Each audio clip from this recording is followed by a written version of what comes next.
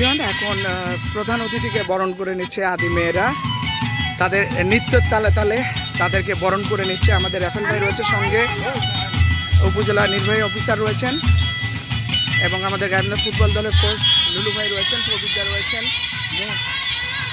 রব্বানী মুসামের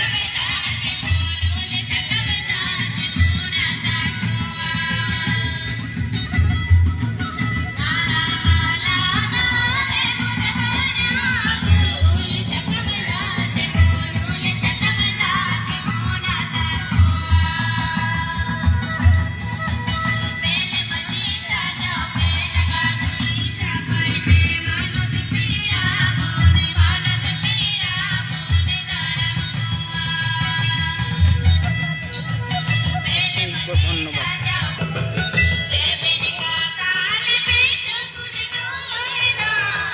এসেছে ওনাকে আদিবাসী মেয়েরা নেচে নেচে তাকে বরণ করে নিচ্ছে, তা আমরা তুলে ধরলাম।